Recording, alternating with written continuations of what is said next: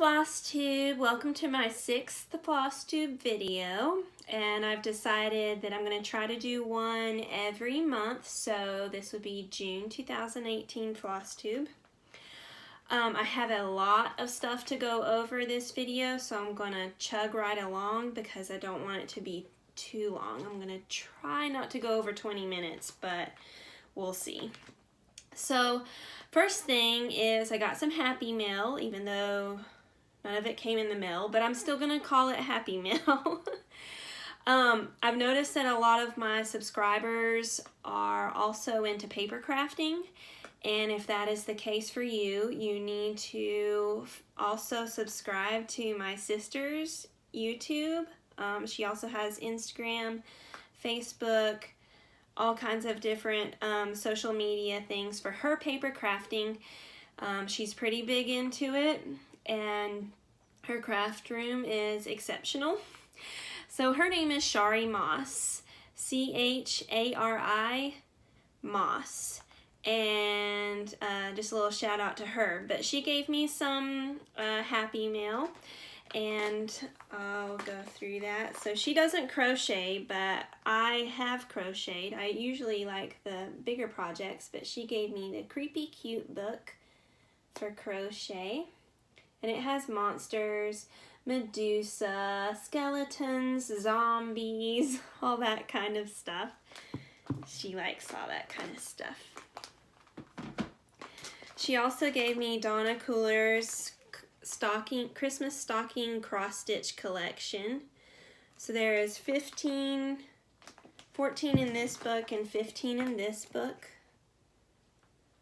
A lot of cross-stitch stockings, which some of them are very simplistic, and then others are pretty in-depth. But they're all DMC. They don't have beads or anything, so might be a pretty quick stitch for me. So go and follow her on, or subscribe to her on YouTube, Chari Moss. She does all kinds of different paper crafting stuff, and she's pretty popular. So I also got some Happy Mail from a longtime family friend. Her name is Marcia, and she gave me some Happy Mail of some stuff that she had, and one of the things was the Cross Stitcher magazine from 2006, and in here is a lot of like springy, summery things, which I like. One of my favorites from in here is these birds inside the wreaths. Those are cute. So she gave me that. She also gave me two 14-count white Aida, some floss bobbins, which I will make use, rainbow floss with some more bobbins. The rainbow floss is not DMC brand, but I probably could match it to the DMC number, so that way I know what I'm using. And then she gave me some things that were already stitched, and this one says stitched in 1980, so older things, which are, you know, vintage is very in now. I know I'm efficient, tell me I'm beautiful. So whoever stitched this looks like LN 1980 in the corner. Did not know they were beautiful, whoever it was. And she gave me, this has already been stitched. This is on Aida. Very cute. Precious Moments, that used to be really popular. I don't know if you guys remember it. Precious Moments, Nativity, very cute. Now this is not technically Ada. It has very, very small holes in it, but not like Ada. This is a fabric of some sort. And then some pansies. And this is a fabric. This doesn't have any holes in it whatsoever. This is not even linen. So that's what Marcia gave me. Thank you, Marcia. And then next, I got into dyeing fabric with RIT dye. And the first thing that I did was this linen, and I just kind of did the teal RIT, and then I scrunched it up and put a darker teal on top of it, so that way it has some variegated colors in there, some not solid color, but so that was my first attempt and I really liked it. So then I went and got some Kelly green and I did this one. So this one is the green base with the teal variegated on top. It's kind of hard to see because of the lighting, but there is that. So I think I'll get into that. I can just buy a cheap linen, cut it to the size I want, color it, dye it however I want, and I should be good.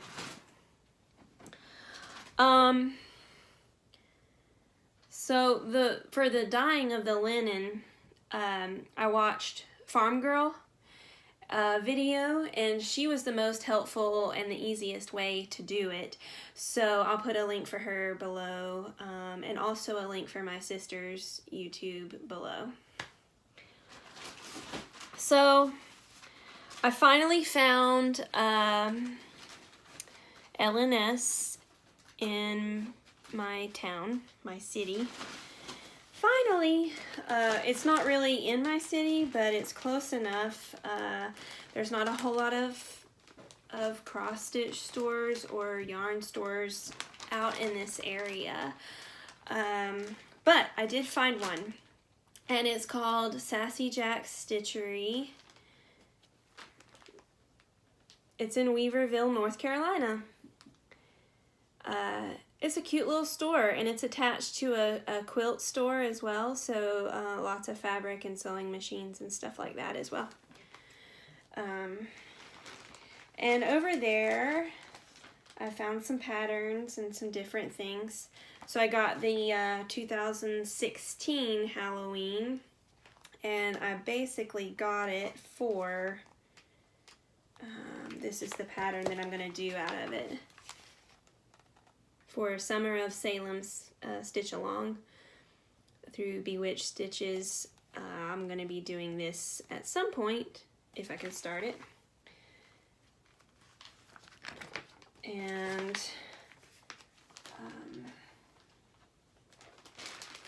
I also got the Mirabilia. I've had my eye on this one for a little bit. Gypsy Queen.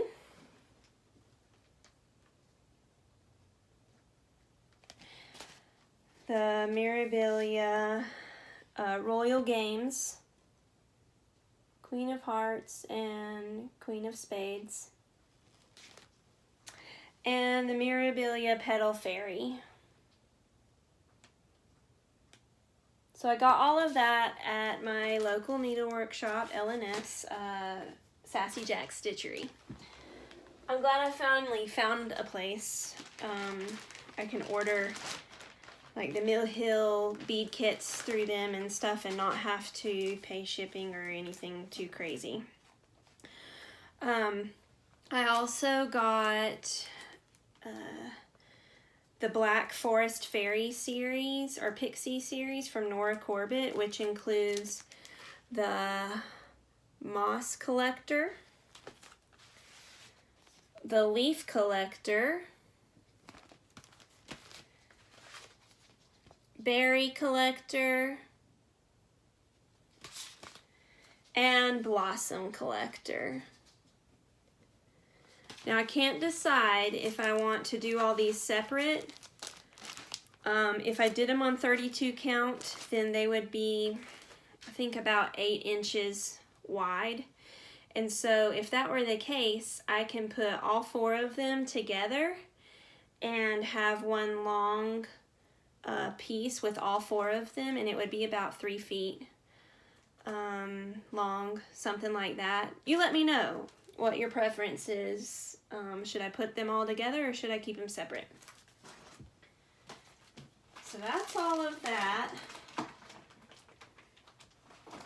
I also spent some time organizing the DMC floss. I have tabs where each column on the DMC chart starts. So I sorted them by the DMC chart, and then I put the tabs in there so that way I know where the columns start for each column in the chart.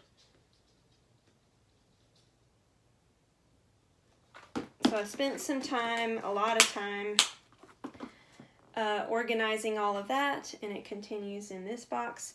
These boxes are by Art Bin, and I'll also put a link for the boxes below. Now for new starts. As I showed in the last FlossTube video when I did Mania, that I finished the Nora Corbett Moonlight Laguna Mermaid. So I finished her the last day in April, right before Mania started. And I started just a very small amount, but I did start the one that goes along with it. The Sunrise Laguna Mermaid. And this is what I got done on her. Just her tail is all that I got done. This is a lilac, gosh, this lighting. This is a lilac linen, pretty much, and she's going to be purples and oranges to go along with the aquas and greens.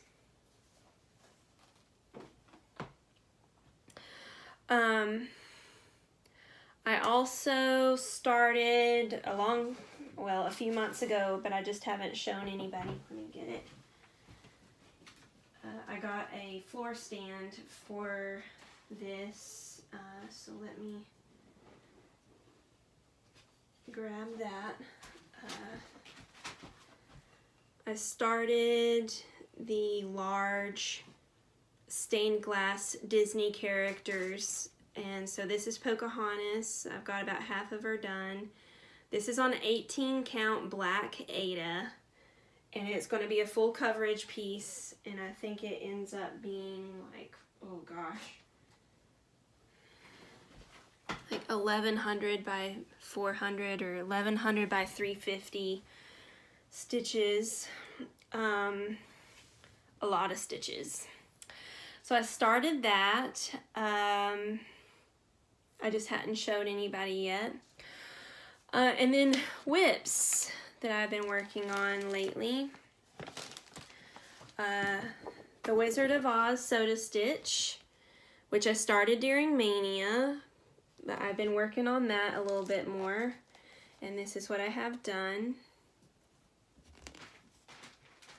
I did make the Emerald City. I made it emerald. And then Toto, I did not make white like in the pattern. I made brown and gray. And so that's my progress on that one. And I've also been working on the Mill Hill Buttons and Beads Wanda's Wands, which this is how much I have done on it. It's on perforated paper, which makes it a little bit faster, but harder to hold for me.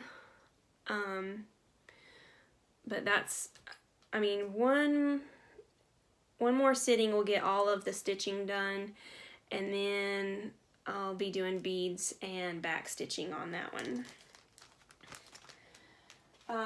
As I have said in the past with my project journal, I like to keep track of my time and the number of stitches that I do. And you'll see that also on the Stitch Mania video, my last FlossTube video, number 5, that I like to keep track of how much stitching I do and the time that I've spent. And the way that I keep track of that is, like for this one, I've timed myself and stopped my timer 3 times, and each time I'll count my stitches. So, and I'm not going to show this close enough to where you can see the pattern, but what I do is I highlight it. So the green is 1 sitting, the orange is 1 sitting, and the yellow is 1 sitting, and that's how I know how many stitches I have done for that amount of time. I just use the stopwatch that's on the phone to time myself, and it's for that perforated paper, even though, I mean, there's not a ton of color changes, but there's enough. For that perforated paper, it ends up being like 3.25 stitches per minute, and that includes the time that it takes me to tie off my floss and get another one and thread it and all of that type of stuff. So that's the whips right now. What else do I need to talk about? I don't think I have anything else. Kemper, do you want to say hello? You want to say hello? Come here. Kemper wants to say hello. He has no clue what's going on. He's a wiggler. Okay. So that's it. I'll put links to everything down below, the patterns that I bought, as well as the people that I had shout outs for. And also just let me know what you think about putting the Nora Corbetts together or keep them separate. The moss collector, leaf collector, berry collector, and blossom collector. I can put them all side by side on one piece of fabric, which is kind of what I'm thinking. That way I don't have 4 different frames going on. So just let me know what your opinions are. Thank you so much for watching my June FlossTube video, and I will see you in July. Thanks.